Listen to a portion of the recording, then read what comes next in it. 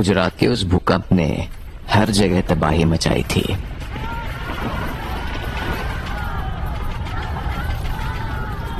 घर, दुकानों और बिल्डिंगों से ज्यादा नुकसान हुआ था परिवारों का।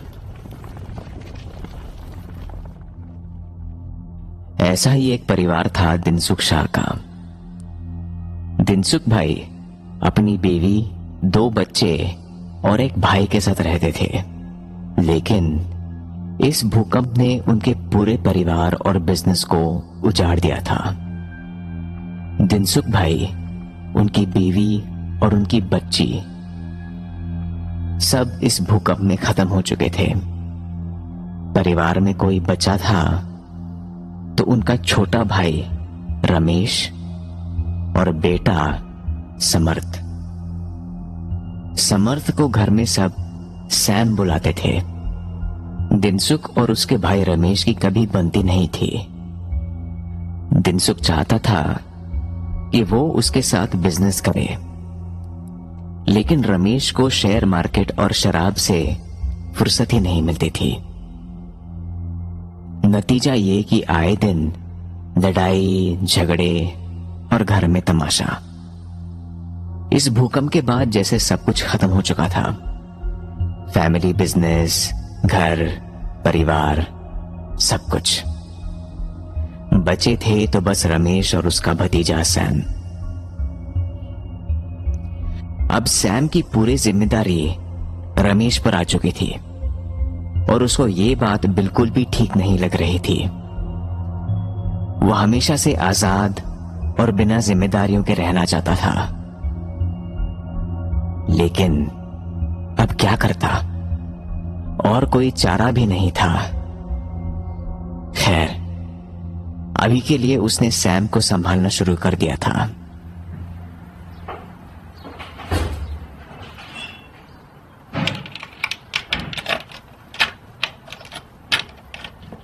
वो लोग शहर से दूर एक छोटे से घर में शिफ्ट हो गए।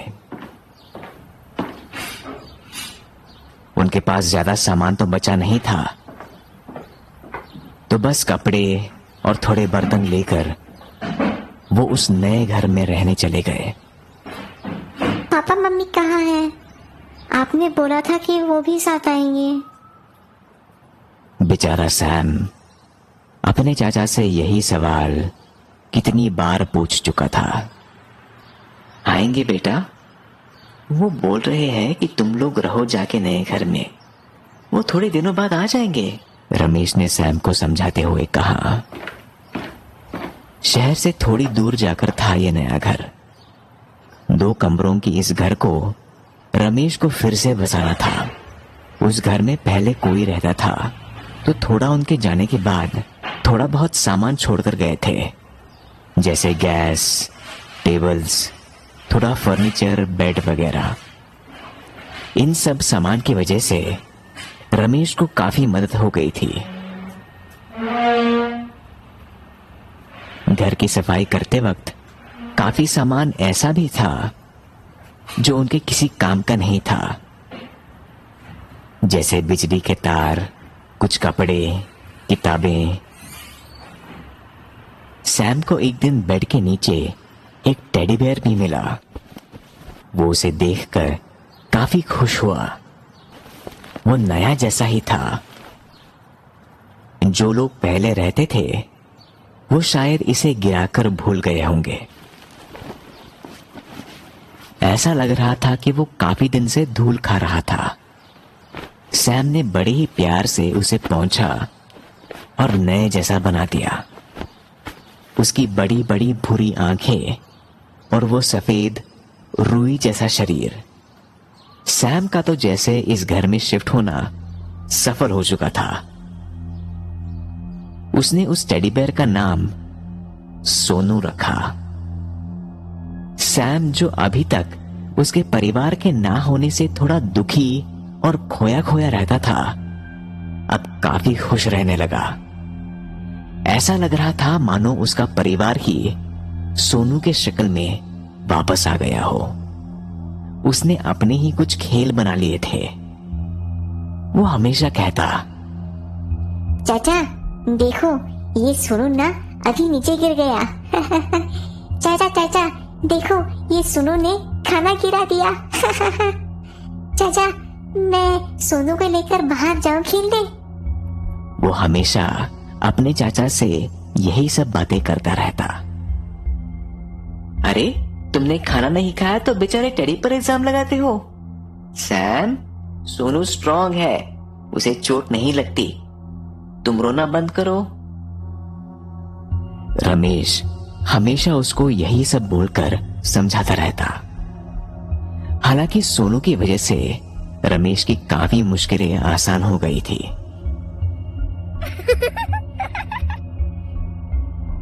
सैम हमेशा सोनू के साथ ही खेलता रहता और उसे ज्यादा परेशान नहीं करता था। सैम हमेशा सोनू को अपने पास ही रखता था और यहां तक कि सोता भी उसके साथ ही था। कुछ महीनों ऐसा चलता रहा। फिर धीरे धीरे रमेश को उलझन सी होने लगी।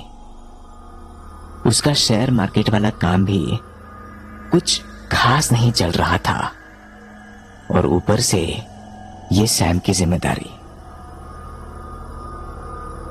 ये सब उसके लिए कुछ ज्यादा ही था। वो दिन भर बाहर अपने शेयर मार्केट का काम करता था और रात में आके शराब पीता था। वो काफी लापरवाह हो गया था। घर में लेट आता,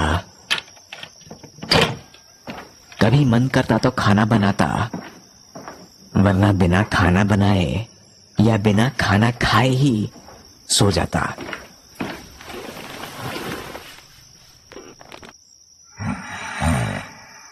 सैम को भी उसकी वजह से भूखा रहना पड़ता था। रमेश का मूड अब भी खराब सा रहने लगा था, जैसे वो तंग आ चुका था और सब कुछ छोड़ छाड़ के भाग जाना चाहता था। एक दिन वो घर लौटा और शराब पीकर सोने चला गया।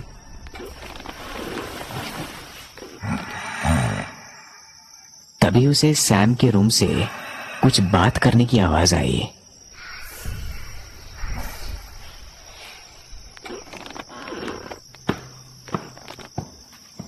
वो सैम के रूम में गया और बोला, सोए नहीं तुम? सो जाओ, बात मत करो और मुझे भी सोने दो। चाचा भूख लगी है, कुछ खिलाओ ना प्लीज। अरे हाँ, आज थोड़ा लेट हो गया है, तुम सो जाओ, मैं तुम्हें कल खिलाऊंगा, चलो सो जाओ। ये बोलते हुए वो अंदर सोने चला गया। सोने के बाद भी कुछ हल्की सी आवाजें आ तो रही थी, पर उसने ध्यान ही नहीं दिया और सोता रहा।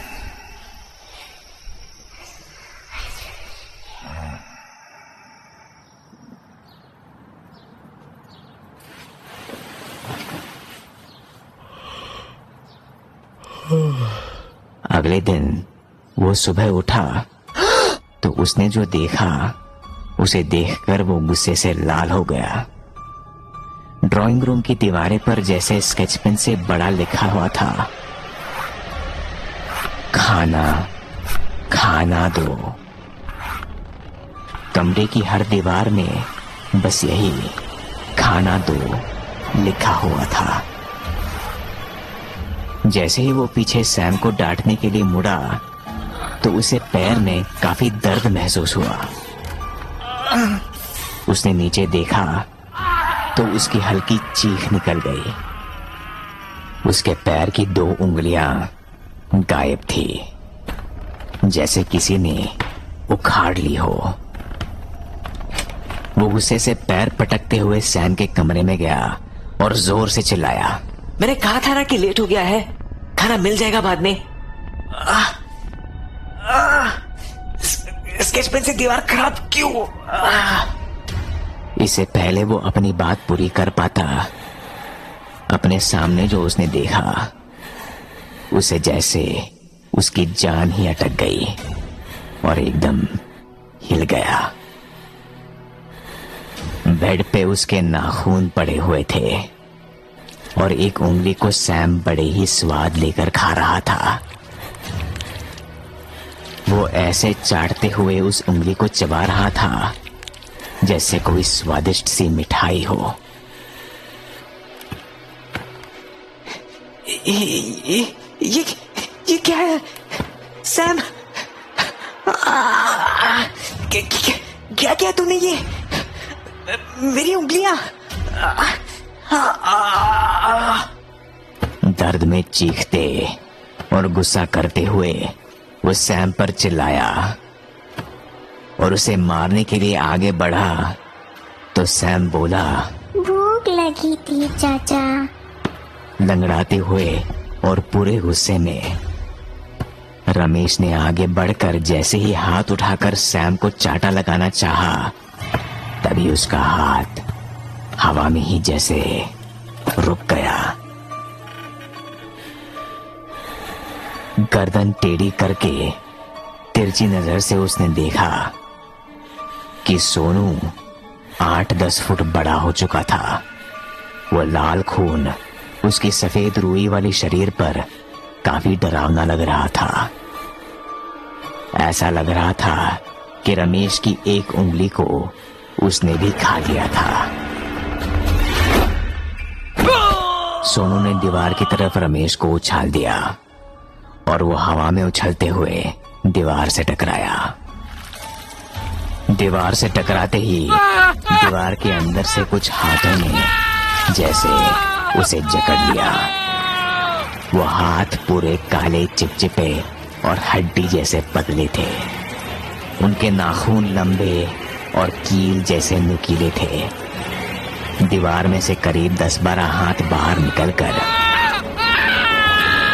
रमेश को पैर, सिर, हाथ, पेट और मुंह से भी पकड़े हुए थे। भूख लगी थी, हम सब भूखे हैं। एक अजीब सी आवाज दीवार के अंदर से आई और इसी आवाज के साथ 4 हाथ रमेश के मुंह को खोलकर उसके मुंह के अंदर जाने लगे। जब यह हो रहा था तो सोनू और सैम दोनों ताली पीट पीट कर हंस रहे थे। वो हाथ और तेजी के साथ रमेश के मुंह से उसके पेट में घुसने लगे। इस चीख के साथ जैसे उन हाथों ने रमेश के शरीर को 2 हिस्सों में बीच से फाड़ दिया था। सिर से पैर तक 2 हिस्से होकर उसका शरीर वही खून में डूबा गिरा पड़ा था। उन हाथों ने उसकी अंतें, दिल, लिवर सब कुछ उठाकर दीवार के अंदर खींच लिया और बाकी के शरीर पर सोनू और सैम टूट पड़े।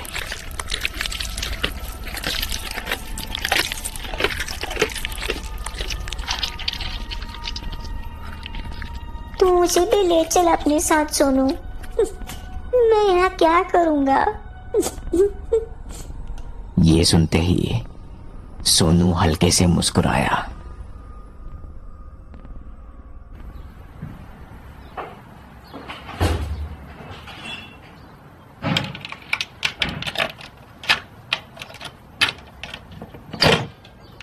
कुछ महीनों बाद जब वहां कोई नए लोग रहने आए तो उन्हें बेड के नीचे 2 टेडी बेयर मिले।